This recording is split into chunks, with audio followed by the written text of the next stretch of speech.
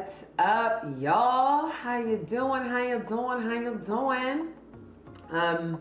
This is gonna be a brief video because I keep filming way too late and I gotta go to sleep on time. But I just wanted to update you all on the end of my first clerkship. I just finished internal medicine last week by the grace of God, okay? Because that mess was rough. You always try to talk to the people that have already gone through the mess before you.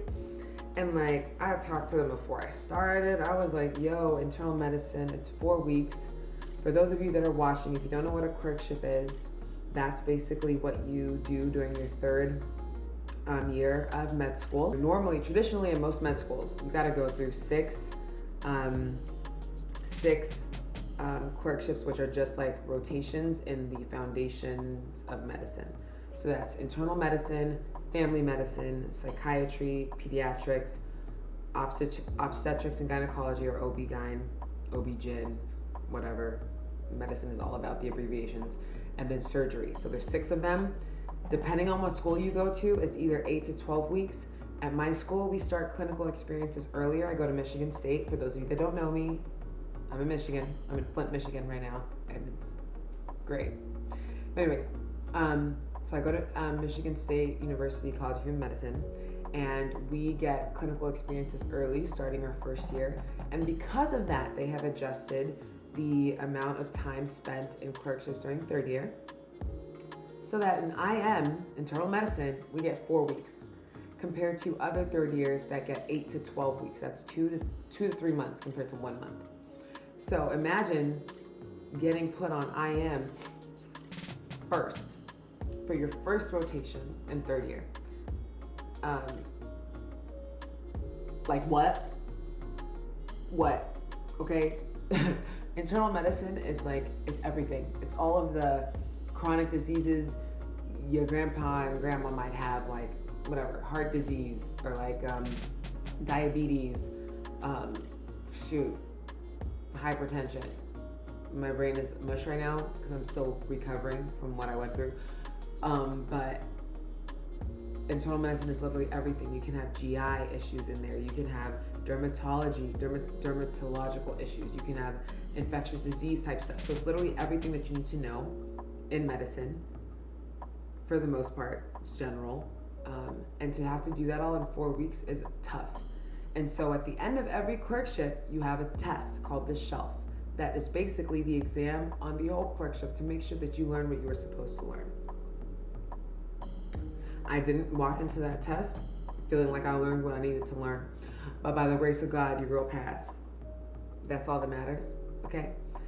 So I just wanted to, share that update that I passed, because that's just, it's for it being my first clerkship and and feeling like I was just like dying. I didn't feel like I was dying. Like there was my residents were great.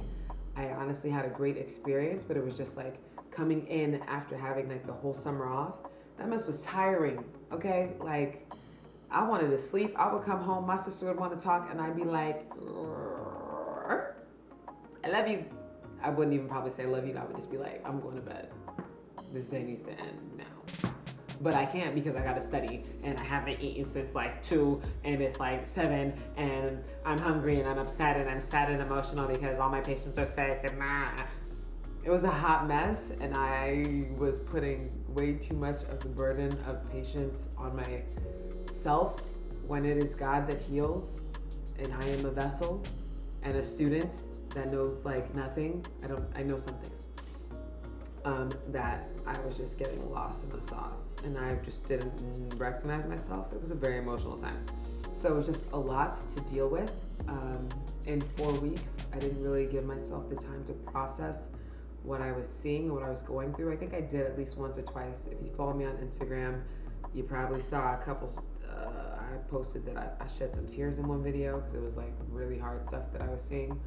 But I really related with, in terms of grandparents or parents or whatever, having certain things happen to them, whatever. It was rough. And I think it's important for those of you that haven't done internal medicine yet, that haven't done any clerkships yet, or that even if you're in the midst of clerkships, honestly, this is applicable to whatever you do in life. Reflect. Work through your emotions so that you can adjust and see, like, am I actually processing things in a healthy way, or am I like overburdening myself? Because I was overburdening myself. I was not giving myself credit on the things that I was doing well, on the studying that I was doing. I was thinking of all of the things that I wasn't doing constantly, which is like a great segue into talking about like how you study for clerkships. So for internal medicine, whether you're using UWorld tends to be the well-known resource in terms of question banks. And so most students pay for UWorld. I chose not to this time. I did it for step 1, which is the first round of boards that we take, but I really wanted to save money. I was already working with AMBOSS, which is another platform that I think is really great, and just learning how to use their platform, and I wanted to give them a solid trial, and internal medicine was a great way to do it since that's so heavy for our next round of board exams. And so I used AMBOSS personally, and I'll make sure to tag them below. But I used AMBOSS, and they had just the same amount of questions, or close enough. It was like 1,300 questions. Did I get through all 1,300? No. Did I get through 50% of the questions? No. But the questions that I did do, I did them as best as I could. So that would be working through the questions by reading the question first, and then going through the questions, analyzing the answer choices, picking what I thought felt best.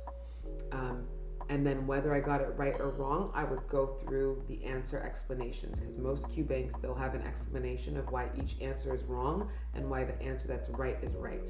And so I would really try to read through those. So 1, get a good QBank that works for you. 2, if you need to study, if you have the time and space to study, for most of you, you probably have 8 to 12 weeks on IM, unlike my 4.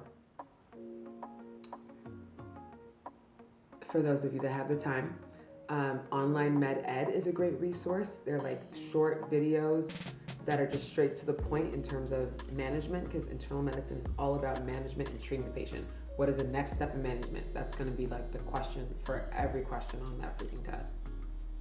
So you need to know how to manage congestive heart failure. You need to know the steps to manage hyperlipidemia and whatever.